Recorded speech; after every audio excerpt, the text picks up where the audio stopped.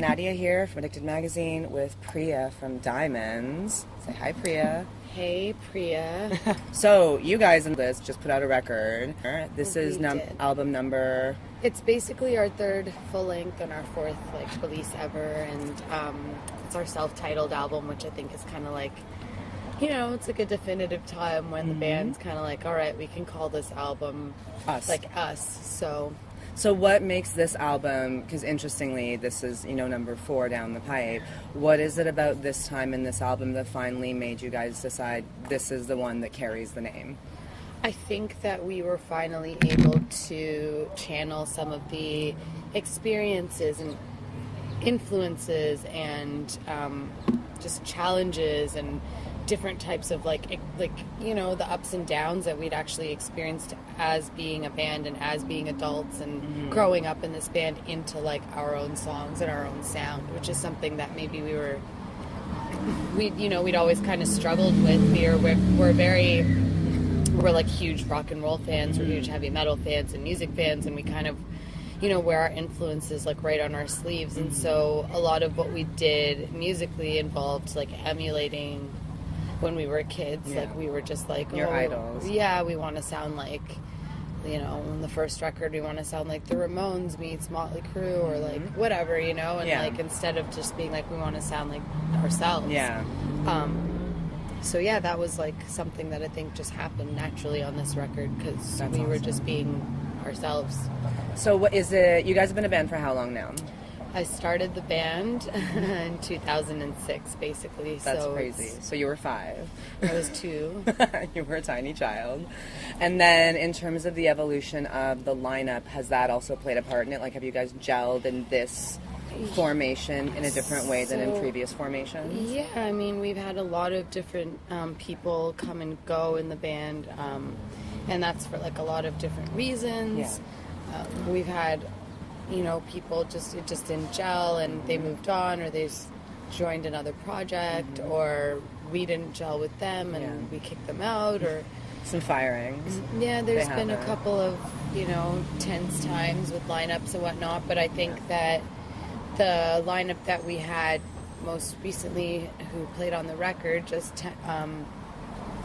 we'd just gone through we'd done our first European tour, so it's kind of we'd come back and it was we'd just gone through a war together, 17 shows in a row with one day off. Yeah. And you were soldiers coming back from the war, literally. Wow. Yeah, so it was we'd literally just been in a Sprinter together, smelling each other's secondhand BO for a month and a half. And so when we came back and recorded, it was just, we were ready to go, You were family by that point. Yeah, we really were. But at the same time, there was with the songs, there's been a lot of, I guess, finessing, because there was a lot of songs written that we weren't agreeing or coming, seeing eye to eye with, that kind of got discarded before we recorded them. They were demoed, or we were really close to recording them, and then when it came to the time we're almost 2 weeks out from recording, it's holy shit, this song's not for us. No. We went too far with it. Yeah. Now we're what were we thinking? Yeah, now we're committed to putting this on our record, which some bands never get to record a record, and we've gotten to record 4. So it's, you got to do it right. Yeah, that's the thing that lasts. That's the thing that people play in their cars forever, and I just don't want to put a song I don't identify with on the album. No, for sure. And so, especially when this album is literally carrying your name, this is now becoming a symbol of your identity almost. You have to be even more careful with what it is that you're attaching to it. Totally. That's exactly how I felt, and I think that was the first time I stood up for a lot of that in the band, because Cece kind of is the primary riff guy in the band. Yeah, so he brings a lot of what the songs, the tone of the song is tends to be set by him, because he brings the riffs to the table. And so a lot of the music that he was listening to is just beyond our comprehension, and me and DK, our other guitar player, were just what the fuck, you can swear, it's totally fine. Stop, you're listening to it's fine, listen to whatever you want, but we're still us, and we still kind of want to stay to be you. yeah, we still want to stick to what we love and like love to go. Like for us, like I want to go to like underground metal shows and rock shows and hair metal shows. Like I don't want to go see pop bands and like like screamo bands and stuff. Like CC kind of like gone off into like that really modern direction of like that was just what he's been listening to. Yeah, and, like, but he wanted to infuse that into. So yeah, a lot of the songs were kind of like very in that vein, and it was just like beyond my comprehension. Like I tried to listen to a lot of it, like, you know, he was like into Paris, and like he was actually listening to whatever that woman's name is, Lana Del Rey or whatever. What is it with bros getting into Lana Del Rey's music? I have no idea. Like, that's the only person I know who listens. Like, I don't. That person's like so not on my radar that I don't even know who listens to them. It's funny to me though, because I've met a few musicians, like these very masculine musicians that you are shocked that this is who they're listening to, but like they're these guys who are like, no, listen to this track. Like, it really resonates with me for the following reasons, and it blew my mind. I bet. Then the songwriting is amazing, and the production's amazing, and like. But it just seems so incongruous, like that typical, you know, like metal guy, and then, you know. Well, that's the thing about music. It, you know, it transcends, and like that's, it definitely can.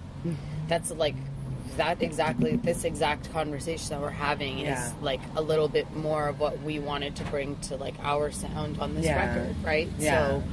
I mean, I find it's funny that I'm like, oh, I don't really listen to it, but like I want to infuse some of like the approachability of it. Approachability is key too, because that's how you get, you know, you expand your audience. Like as this might be the first album that we have that doesn't like have the word motherfucker on it. You know what I mean? Like, amazing. So it's probably like for the best.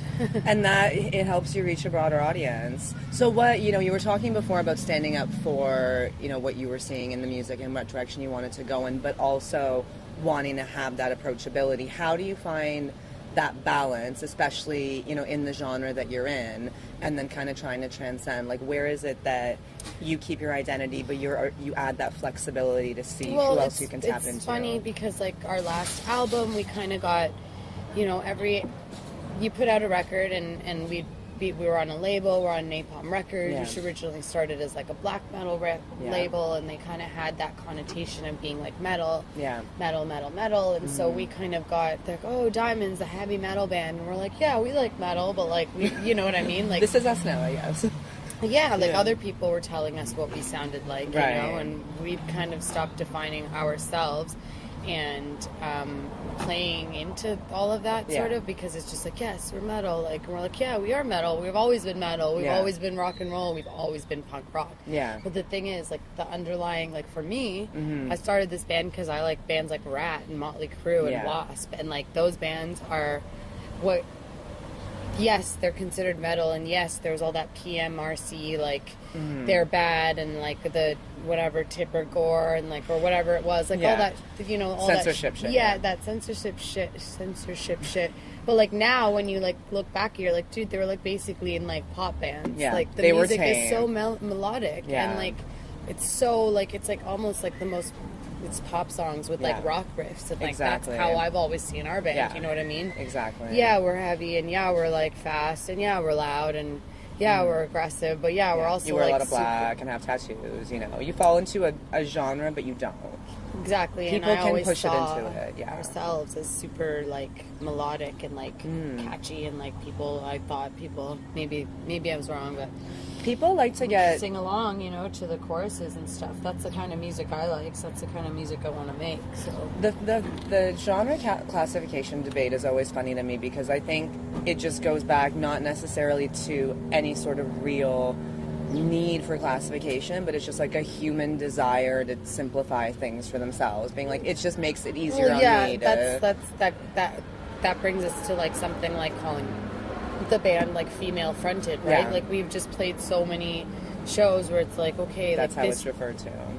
And it's like, okay, well, this band's like literally a ska band, and like the person who likes them and likes us are generally not necessarily the same person, the same type of music fan.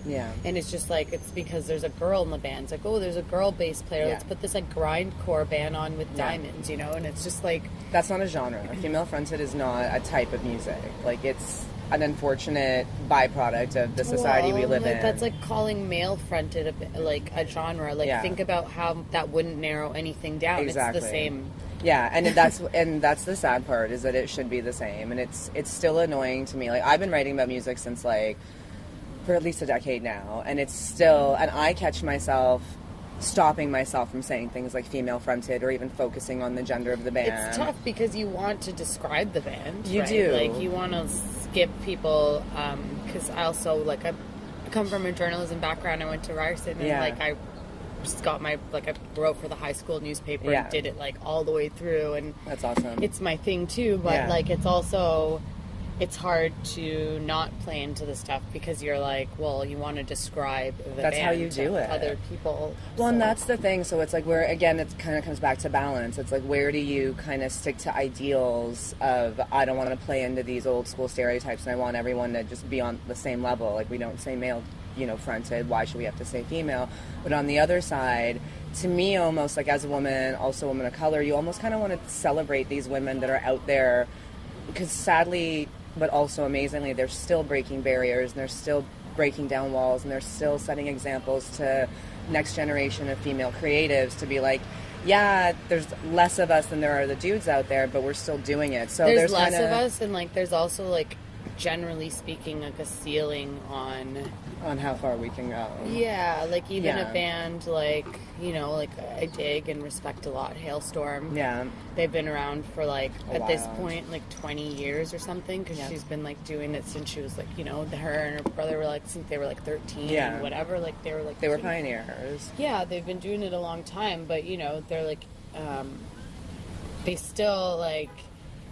like, it's just different. Like, you see their level of where they are, and they're which is great, and they have a ton of fans, and like, they're talented, get better with every single album. That's not what I mean. I just mean, like, but it's that global impact. When you think of, like, the age-old debate, like, who had more influence, like Led Zeppelin or the Beatles, it's like, there's not even a woman anywhere near that equation. I know. And it's like, it's stuff like that. I would love it to be like, who had more influence, like Led Zeppelin or Heart, but that's not going to be the conversation. And that's, well, it's because, like, or not Led yet Zeppelin anyway, and Heart didn't get the, like, Heart can't even be on the same page because they weren't valued in the same way. I don't think, like, they weren't, like, revered in the same way. It was not just like, nearly. Heart, they're good. Yeah. not like, they're like a rockin' band. Not like, oh my gosh, they're legendary. They're like groundbreaking. They're changing things, and they were. Like, they 100% were. Look how talented they are. Like, there hasn't been that many like, chicks in the rock world who can even come close to Ann and Nancy Wilson to this day. Yeah. And that's, but are there? And these women just aren't getting, like, there's obviously a lot of debate right now, people talking about gender parity. Is it, we're not in a zone yet, I don't think, but is that the question? Are we there? We shouldn't have to differentiate and say we need to have 50-50 women. No, because we're not saying we need to have talented people, so people who have talent, women, despite of their, or it's not even just about talent, it's about, like, interest, drive, just all the things, all those things, all the things, sure. Right? But anyone who wants to do it, should be a place for them. And that's what's upsetting, is that it's still a should, and that's why the debate is like, well, are women, is it that we haven't had someone of the Ann and Nancy Wilson caliber because they've been overlooked, because we're still in a male-dominated world, and is it that these women are out there, but no one's, like, finding them or tapping them or massaging them the same way that some of these other artists are, not in the pop world? That's a total maybe question. I don't know, because there's a lot of people who are talented that are never going to leave their basement. Yeah. So, like, that's people in a tough general question are overlooked, for sure. You're right. Answer, but, like, even, like, people like Jimmy Page and like Robert Plant, you're like, oh my gosh, Rock and Roll Hall of Fame, they're gods, they're legends, but, like, Ann and Nancy Wilson just aren't even spoken about, like, in that same world. Yeah, exactly. Like, they're just like, oh yeah, they're good. Yeah, like, they're cool. They're cool. They're all right. But is it? They were there, like. So then, in your world, as you're seeing it in, the indie rock, indie punk, that kind of genre-breaking world, there also aren't a lot of women on this level, and especially in the world that you travel in. So what is that like for you to navigate? Are there women that you're coming across that we should know about, that we need to start supporting? There's tons of people who have been, working for years and years and years, just like we have. Yeah. And we all do our own thing, and, like, we've carved out our own spot, and that's that's where that's somewhat doable over years and years and years, but reaching that next level. Yeah, that level, that access of like getting to play to more people or be heard by more people on the radio or watched by more people on YouTube music or whatever, videos or whatever, like that basically takes a big team of people, and generally speaking they don't invest the same way. No. And do you think that in the rock world, it's a genre females thing are more too. of like almost like a novelty, like like booking agents and labels and stuff. They're like, they'll just sign bands or work with bands because they're like, oh, we need a band with a girl in it just in case we have to put them with another band with a girl in it, so like let's have them on the roster. Or so this festival doesn't get dragged in the media for gender parity, even though that conversation shouldn't even be happening because there's so many awesome female bands. Like I feel like every summer, every festival season that starts, people are dragging these festival or lineups and like counting the number of women, and then agents come out and they're like, oh well, it's just hard to find good women acts that can, you know, compete or step up or whatever. And it's like, that's not true. Like they are out there, but that investment isn't, I don't know, is it not being made? Is it still a mindset? I think it's just a glass ceiling type thing. So like there are people working, but I don't always see them working as much as like other people are working. And that's the hard part. How have you found it in your specific, I mean, I guess like not to like pigeonhole you guys as metal because you're definitely not, but like, in that harder scene. In most of the, like, I can count the like number of bands who were working on the national scale, like in our genre on like one hand. And, you know, they're all dudes. And white dudes probably. They're all white dudes, of course. Like there's like, you know, one of the bands like has a girl in it, but like she's not the front of the band. And like, you know, I don't want to like name names or whatever. They're all my friends and they're all like talented and I love them, but and that's also, it's not a bad reflection on them. They're hustling and they're working hard. They should get the recognition they deserve, but it just, you know, it begs the question again, or it just adds that frustration of like, but what about like everybody we used else? To have like we'd had a manager right during the Bad Pack era, and he was like, you know, one of the first managers we had, and he'd just be like, he'd like come back to us and be like, what the fuck did you guys do to piss people off? Like, I can't get you guys a gig, like, you know. And I'd be like, did we? So strange. Like, what did we do? And like over time I started like just being like, you know, it's just, it feels like there's like systemic just misogyny and like all the women, like women, and then being like of color. It's just, it's a lot. It is, especially in our genre. It is like not common. And do you find it being not common, like have you faced challenges that you think are a result of that, or would you consider them just kind of the general women in, I think in like the industry sometimes generally we just get looked over because it's just like, oh, they wouldn't be a good fit. And it's just like what we would. We're like, listen to our music and close your eyes. Some people like who have, you know, gotten opportunities, great bands, we love them, but like we would have also been a great fit for those things, you know, like it's not. And they were a good fit for some other reason, and you know, it's those unspoken reasons that are the most frustrating, because then it's not about talent. Unspoken reasons are like, it's all business. But. Well, and it's. I used to be a corporate person, and I remember this one term that they kept throwing out. What was it? Implicit bias. It's like you don't even know that you're biased. It's just become so ingrained, and it's systemic is the exact right word for it, that someone can just look at a picture of you guys or, you know, whatever it is and be like, no, without even really giving it a chance. And that's the most frustrating thing about it all, because that's where you know people are getting overlooked and talented people are not getting the chances that they have to bring. And diversity is important because it tells different stories in songwriting and music making. You know, we were talking before about being, you know, a music fan and being able to look up at a lineup and see someone who looks like you or who you feel like might have had a similar experience navigating life. And that's huge. Music is about relatability, and it's about, you know, especially as a young music lover, like first discovering your music, it's like something speaks to you inside. And if you can add that other layer of like, this person maybe grew up the same way I did, or you know what I mean? Like, but there's not a lot of that out there for people like you and I. It's it's strange because, I mean, sometimes, like, in the crowds you see, like, now, a little bit more diversity. But, yeah, for many years, I think metal was, and rock and punk and the underground was, like, very white. Mm-hmm. And male-dominated. And male-dominated. Like, there's, like, that offensive term that, like, originates generally from, like, the hardcore scene, which is, like, extremely male-dominated and aggressive and aggro, is, like, girls, they call them coat racks, right? Because you just, like, hold everyone's bags and shit while the men go and, like, mosh. Oh, God. I've never even heard that. That's terrible. Yeah, it's, like, a long term, like, it's, like, a long time, like, you know, term. That's messed up. And, you know, it's funny, too. There's only 4 girls there, and you see them in the middle of winter, like, with, like, 7 holding parkas. Shit. Yeah. That's terrible. In a world famous bag, you know? Yeah. And a cranberry juice. Like, I just, like, remember, like, those images from, like, going to underground shows when I was a kid, you know? And it's like, you know, like those, you know, we don't have those experiences as girls of just going to shows and seeing. Like, I was always, like, that one girl at all the rock shows. And it's all guys on stage, 4 white dudes, 3 of them playing guitar, like, one of them on the drums.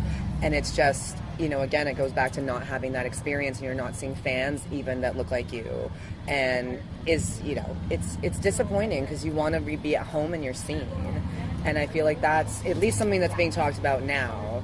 And I think what you know about the scene that we're not mentioning is, like, it's obviously a lot of people who find that kind of a world, especially at a really young age, they're all going through something. Yeah. So you relate on other levels. Yeah. But they don't, like, know what it's like to, you know, like, have their mom cook curry every day and, like, worry about going to school smelling like curry, it. Yeah. And, like... I feel you on that. Yeah, like, just like, oh, maybe my friends will be coming over and my mom's going to be, like, blasting Bollywood songs. Like, all these, like, different... It's just different. You know what I mean? Yeah. Like, my parents... I've been doing this band for a long time. My dad's, like, never even come to see us before. Yeah. Like, it's just... The reason I got into this world is because it was so... different. Well, it's like the reason people get into punk, like, originally, it's because it's like they feel more welcome there than they do in their home or like at school or like in their social circle that's like forced on them by their parents or their all that, right? So it's like you feel at home in a group of misfits because you're a misfit too. And there's another layer when you come from an immigrant background or a person of color background that adds to your misfitness. Like, same, like, my parents used to send me to school with, like, peanut butter and jam sandwiches, but, like, on pita bread. And my friends would be like, that's so weird. Like, why don't you have real bread? Like, you know, like, it's, like, dumb shit like that when you're a little kid, it makes you feel terrible. I know, it makes you feel just different. It makes you feel like you're, like, there's something wrong with you when there's not. And then when you layer up into having broader experiences in the world and start engaging in music and things like that, and then even in those worlds where you're finally starting to feel at home, no one looks like you, no one has that same experience, that's a big thing that I think needs to start changing. And I love that these conversations are happening, and I really hope that 10 years from now, you know, or however long from now, that, you know, a journalist is not sitting in front of another musician and we both just happen to be women of color and no one talks about it.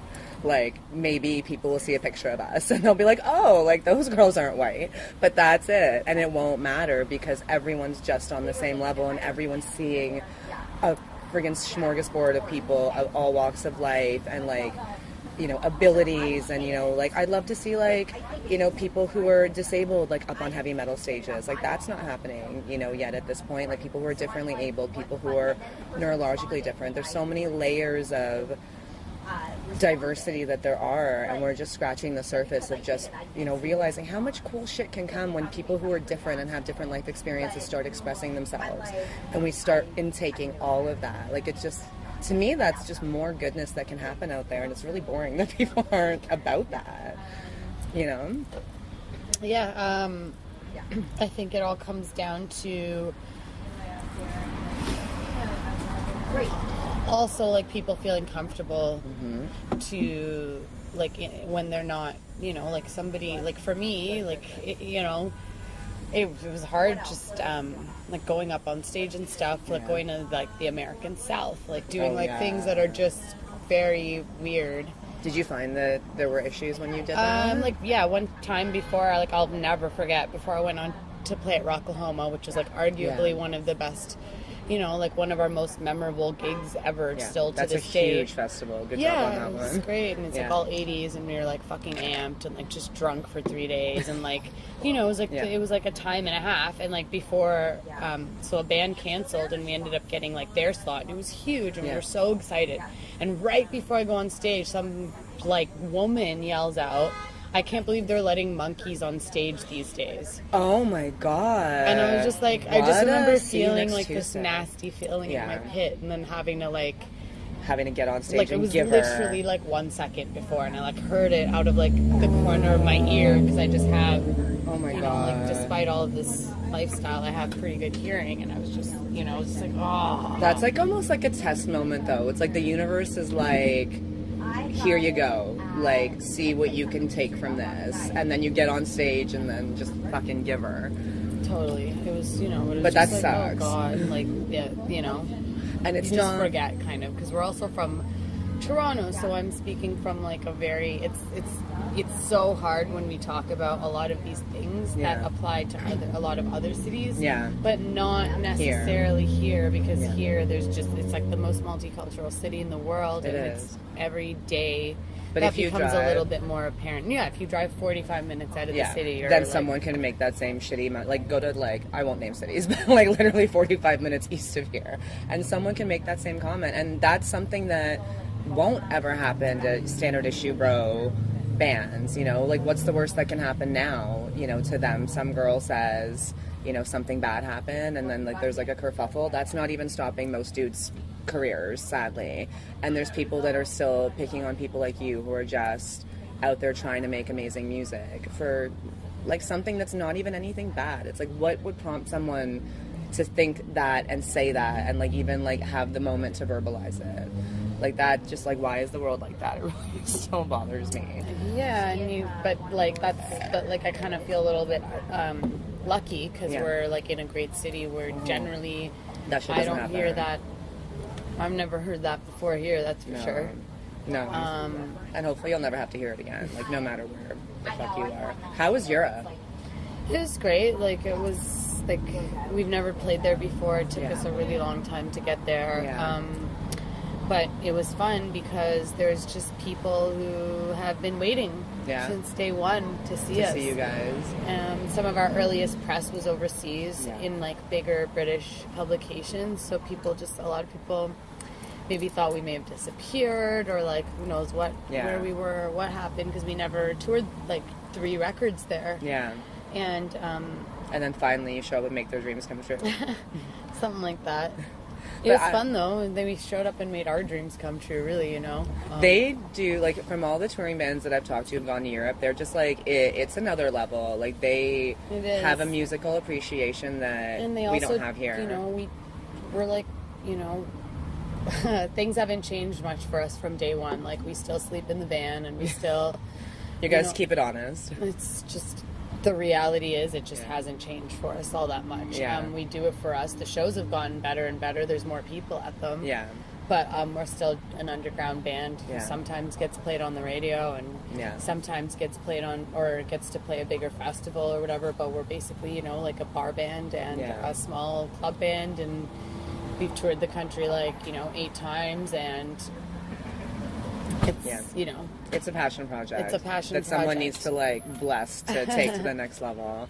But, I mean, hey, with this new record, you never know, because there's bands that are out there that, you know, you hear those stories, like, they've been doing this for a decade, and then it's like, Portugal the Man, for instance, like, they've been hammering at this shit for how long, and then boom, like, one single, and, you know, who knows what it'll do in the future, but it took them to another level, and now they're going to get to achieve a whole nother set of dreams. So once you have, I feel like, that authenticity where you've gotten to that next level of, you're like, this is our record, we're naming it after ourselves, like, that can be some game-changing shit. I'm putting it out into the universe right now. Manifest. We're under a bright blue sky. There's not a better time to manifest. So what can people expect from Diemonds now? you guys just put the new album out. It's been a couple weeks. Yeah, Any shows we shot a coming music up? video. So I Nice. guess along the lines of what we were talking about before, just kind of branching out, changing the way we do everything. We've always been, I'm like a Taurus, I guess I'm just like a creature of habit. I just want everything the same. I never want to change. I want to make the same record 4 times. I want to listen to the same bands till I'm like in the coffin. You know, like I'm just that kind of a person. And so the Steadfast. big changes here in this band, like during this record, were like, it's like exposure therapy almost, you know, like, okay. Change is happening whether you like it or not. Yeah, like, you know, we, like my best friend, like Daniel DK, who plays in our band for like 7 years, like, you know, we weren't like, all of us weren't getting along when the record was being recorded, and like he didn't show up to the studio, you know, like it was like one of the most devastating things that we had to go through as a band. It's just changed, like everything was changing, like our style was changing. A lot of the way we put this record together was changing, like honestly, me and Cece weren't getting along super good, and then on top of that, his songs and I weren't getting along super good, and so we kind of like split off and did our own songs, and both kind of brought them to the table, which was something new that we'd never really done before. So it's almost too like you were kind of finding your identity as well within the band and as a songwriter.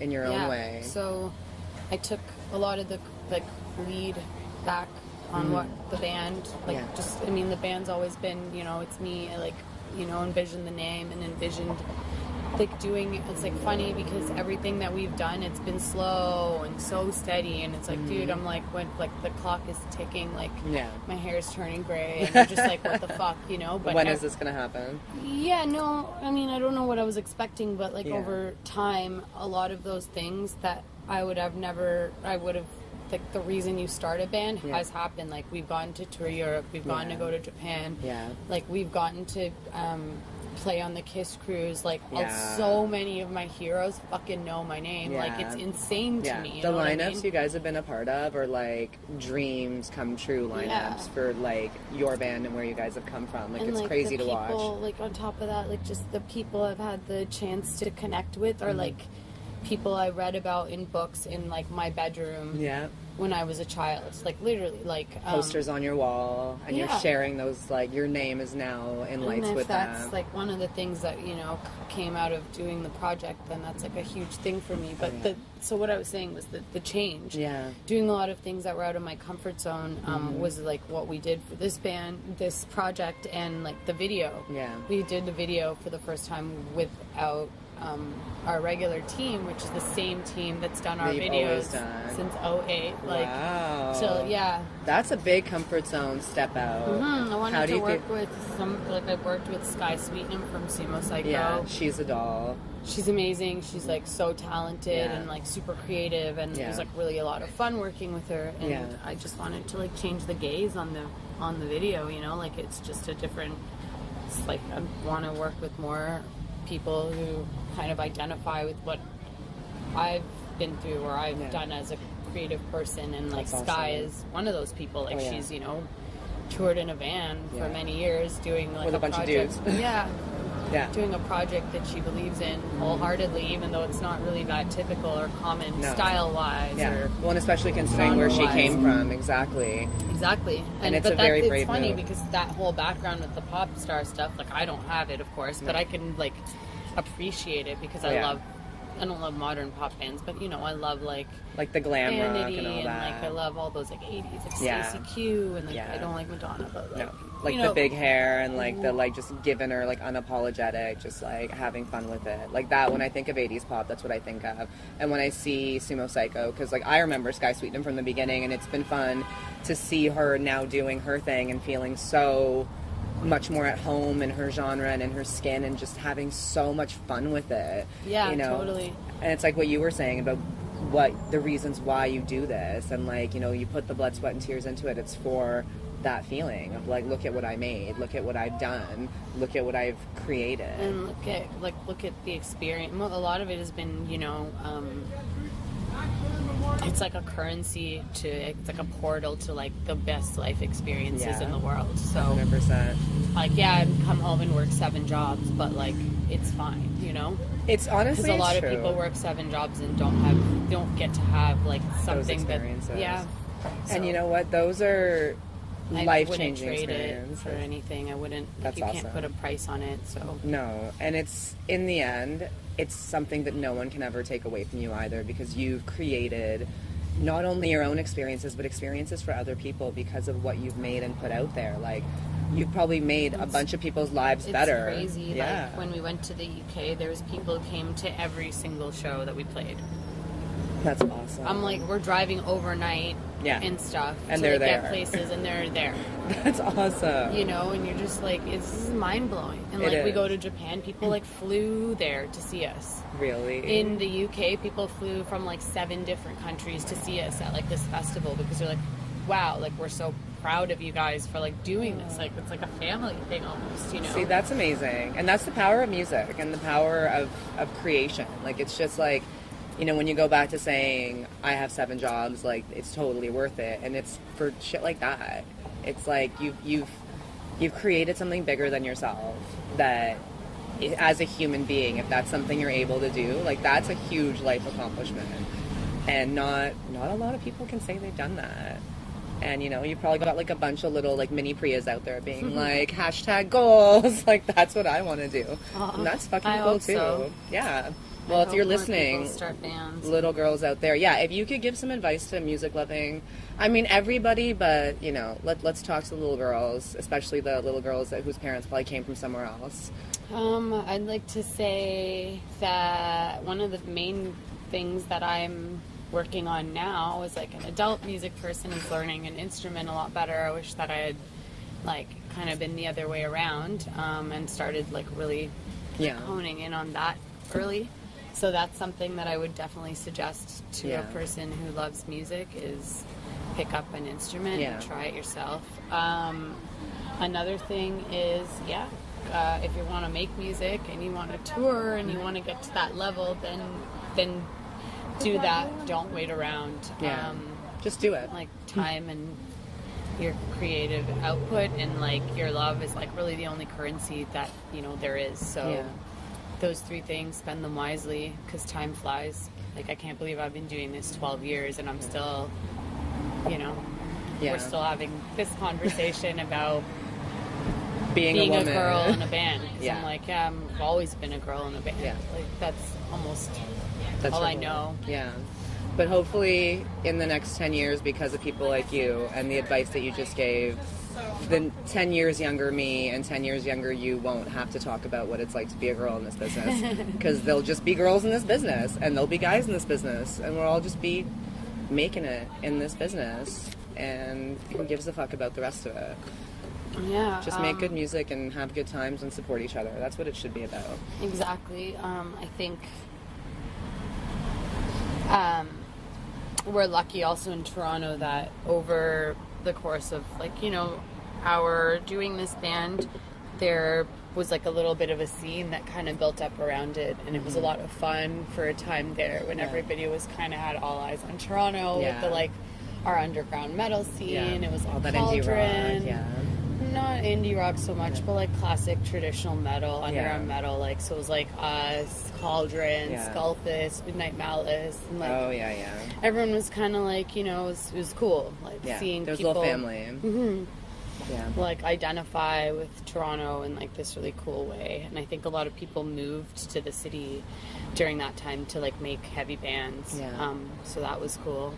It's a lot of fun. I mean, a lot of the bands have come and gone now, but I mean, there's definitely something to be said about you guys and the longevity that you have, and a big part of it is you being the heart and soul of that band. I think that's a big part of it, is just that it's more of an entity and like an idea than like just a like, you know, a lineup of certain people or like a...